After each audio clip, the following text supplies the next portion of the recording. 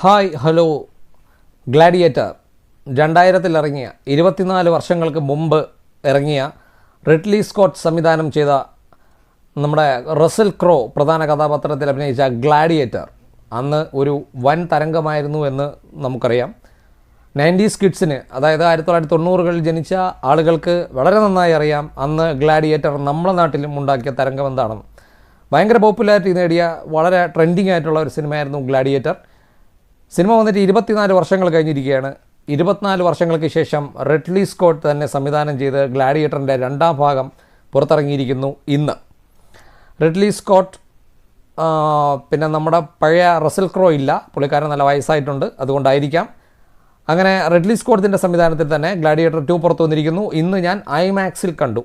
ഐമാക്സിൽ ഒരു കംപ്ലീറ്റ് എക്സ്പീരിയൻസിൽ തന്നെ ഈ സിനിമ കണ്ടു കളയാമെന്ന് വിചാരിച്ചു. കാരണം റിഡ്ലി സ്കോട്ടും പിന്നെ സിനിമയുടെ ട്രെയിലറും തന്നെയാണ്. റിഡ്ലി സ്കോട്ട് കുറച്ച് നാൾ മുമ്പ് സംവിധാനം ചെയ്ത നെപ്പോളിയൻ എന്നുള്ള സിനിമ ഒരു ഹിസ്റ്റോറിക്കൽ ഫിലിമായിരുന്നു. അത് എനിക്ക് വളരെ ഇഷ്ടപ്പെട്ട സിനിമയാണ്. അപ്പോൾ അതും ഒരു കാരണമാണ് റിഡ്ലി സ്കോട്ടിൻ്റെ സംവിധാനത്തിൽ ഈ സിനിമ വന്നത് ഒന്ന് കാണാൻ. പിന്നെ ഗ്ലാഡിയേറ്റർ പോലുള്ള ഒരു സിനിമയ്ക്ക് ഒരു 2ാം ഭാഗമുണ്ടെങ്കിൽ അത് എന്തൊക്കെ പറഞ്ഞാലും കുറച്ച് ഒരു ക്വാളിറ്റി മെയിൻറ്റെയിൻ ചെയ്ത് നിൽക്കും എന്നുള്ള ഒരു വിശ്വാസവും കൂടെ ഉണ്ടായിരുന്നു. അതുകൊണ്ട് സിനിമ കണ്ടു. എനിക്ക് ഒരു പരിപൂർണ തൃപ്തി തരുന്ന ഒരു കിടിലം എക്സ്പീരിയൻസ് തന്നെയായിരുന്നു ഐമാക്സിൽ ഗ്ലാഡിയേറ്റർ 2.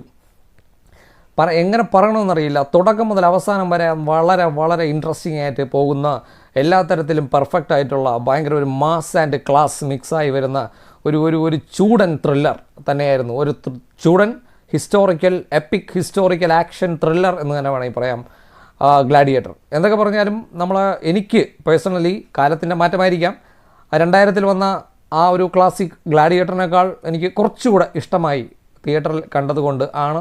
ഐമാക്സ് എക്സ്പീരിയൻസ് ആകേണ്ടത് അറിയില്ല. എല്ലാ തരത്തിലും നല്ല പെർഫെക്ഷൻ ഫീൽ ചെയ്തു. 1ാം ഭാഗത്തിലുണ്ടായിരുന്ന ആ ഒരു കുറച്ച് നാടകീയത, മറ്റ് ഭാഗങ്ങൾ അതെല്ലാം ഒന്ന് ഇതിൽ അവോയ്ഡ് ചെയ്തതായിട്ട് തോന്നി. പിന്നെ ഡയലോഗ്സൊക്കെ കുറച്ചുകൂടെ ക്വാളിറ്റിയുള്ള ഡയലോഗ്സ് ആയിട്ട് ഫീൽ ചെയ്തു.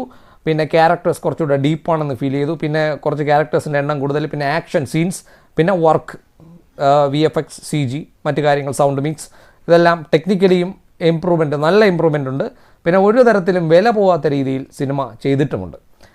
തുടക്കം മുതൽ അവസാനം വരെ ഒരു വല്ലാത്തൊരു എക്സ്പീരിയൻസ് ആയിരുന്നു. അടിപൊളിയായിരുന്നു. ഒരു സെക്കൻഡ് പോലും ബോറടിച്ചില്ല. സ്ക്രീനിൽ നിന്ന് കണ്ണെടുക്കാൻ പറ്റാത്ത രീതിയിലാണ് സിനിമ ഞാൻ കംപ്ലീറ്റ് ചെയ്തത്. കഥയെപ്പറ്റി പറഞ്ഞു കഴിഞ്ഞാൽ 24 വർഷം മുമ്പ് വന്ന സിനിമയാണെങ്കിലും അന്ന് നടന്ന സംഭവം, അതായത് മാർക്കസ് ഔറേലിയസ് എന്ന് പറയുന്ന ആ ഒരു വൃദ്ധനായ ചക്രവർത്തിയുടെ മരണം, അതിൽ നിന്നാണ് ഗ്ലാഡിയേറ്റർ സിനിമ തുടങ്ങുന്നത്. അദ്ദേഹത്തിൻ്റെ മരണത്തിന് ശേഷം 16 വർഷങ്ങൾക്ക് ശേഷം റോമ സാമ്രാജ്യം ഇപ്പോൾ 2 യുവ ചക്രവർത്തിമാരുടെ കയ്യിലാണ്. ഒന്ന് കരക്കാല ഗെറ്റ എന്ന് പറയുന്ന 2 ചെറുപ്പക്കാരായ 2 കൊച്ചു പയ്യന്മാരായിട്ടുള്ള 2 ചക്രവർത്തിമാരുടെ കയ്യിലാണ്. റോമ സാമ്രാജ്യം കണ്ട ഏറ്റവും മോശമായിട്ടുള്ള ഒരു ഭരണകാലഘട്ടമാണ് ഇത്. റോമ സാമ്രാജ്യത്തിൻ്റെ ഏറ്റവും മോശപ്പെട്ട ഒരു കാലഘട്ടം. ഈ 2 ചക്രവർത്തിമാർ അവർ സെൽഫിഷായിട്ട് അവരുടേതായ ഇഷ്ടത്തിന് തോന്നിയതുപോലെ ഭരിക്കുന്ന ഒരു പക്വതയില്ലാത്ത ഭരണകാലഘട്ടം. അപ്പോൾ അവിടെ നിന്നാണ് കഥ തുടങ്ങുന്നത്. പിന്നെ കഥയുടെ ഫസ്റ്റ് ഹാഫ് കറക്റ്റായിട്ട് പറഞ്ഞു കഴിഞ്ഞാൽ നമ്മളെ ഗ്ലാഡിയേറ്റർ 1ൻ്റെ സെയിം പാറ്റേൺ തന്നെയാണ് 1ാം പകുതിയിലൊക്കെ വരുന്നത്.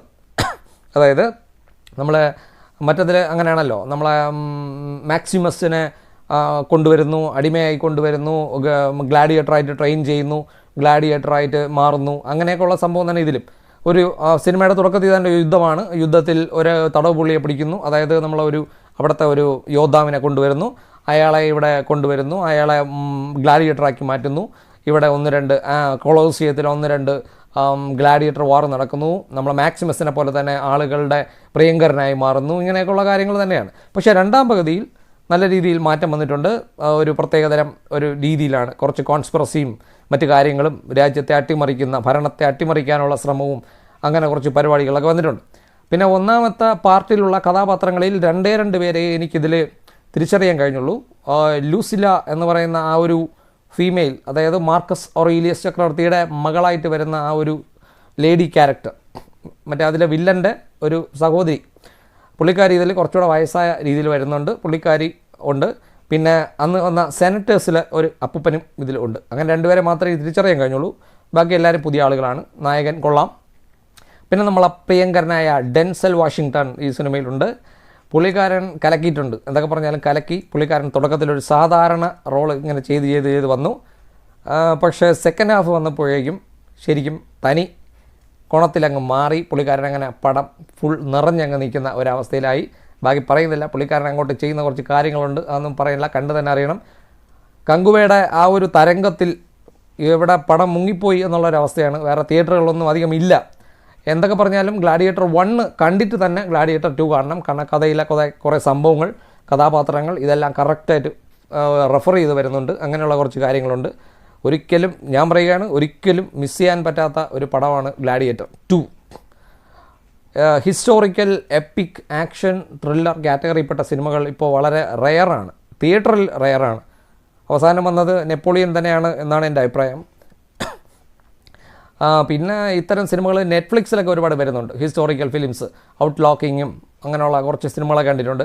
പിന്നെ ഇപ്പോൾ പലതും സീരീസായിട്ട് വന്നിട്ടുണ്ട്. ഇന്ന് ഗെയിം ഓഫ് ത്രോൺസ് മാത്രം കണ്ടിട്ട് ഹോ ഹോ എന്നും പറഞ്ഞ് കൊട്ടിഘോഷിക്കുന്ന കുറേ കിഡ്സ് ഉണ്ട് ഇവിടെ. അവർ പ്രത്യേകിച്ച് ഇങ്ങനെയുള്ള സിനിമകൾ തിയേറ്ററിൽ പോയി കണ്ടു നോക്കണം. ഇങ്ങനെ ഒരു കാലഘട്ടം ഉണ്ടായിരുന്നു ഹോളിവുഡിന് 2000-2010 ആ ഒരു കാലഘട്ടത്താണ് ഏറ്റവും കൂടുതൽ ഇത്തരം ഹിസ്റ്റോറിക്കൽ ഫിലിംസ് വന്നിട്ടുള്ളത്. ട്രോയ് ആയാലും, കിങ്ഡം ഓഫ് ഹെവൻ, ഗ്ലാഡിയേറ്റർ, ഇങ്ങനെയൊക്കെയുള്ള ഒരുപാട് സിനിമകളന്ന് വന്നിട്ടുണ്ട്. അതിനെയൊന്നും കടത്തിവെട്ടാൻ ഇതുവരെ വേറെ സിനിമകളൊന്നുമില്ല. ഞാൻ ലാസ്റ്റ് കണ്ടത് നെപ്പോളിയൻ, പിന്നെ കണ്ടത് ഇത്. അപ്പോൾ രണ്ടും അടിപൊളിയായിരുന്നു, കലക്കി. പിന്നെ ക്യാരക്ടേഴ്സ് എനിക്ക് വളരെ ഇഷ്ടപ്പെട്ടു. പിന്നെ ഇൻഡോർ സീൻസ് ആയാലും ഔട്ട്ഡോർ സീൻസ് ആയാലും കിടിലമാണ്.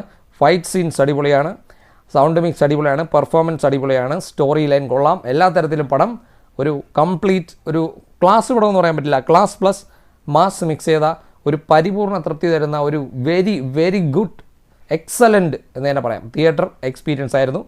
ഐമാക്സിൽ തന്നെ പ്രത്യേകിച്ച് കാണണമെന്ന് ഞാൻ പറയുന്നുണ്ട്. ഐമാക്സിൽ പടമുണ്ട്, വേറെ എത്ര തിയേറ്ററിലൂടെ ഉണ്ടെന്നറിയില്ല. കങ്കുവ വന്ന് ഇതിനെ മുക്കിക്കളഞ്ഞു. അതൊക്കെ കണ്ട് സമയം കളയുന്നതിനേക്കാളും ഇങ്ങനെയുള്ള ഹൈ ക്വാളിറ്റി ഫിലിംസ് കാണുക, എൻജോയ് ചെയ്യുക. അപ്പോൾ ഓക്കെ, ബൈ.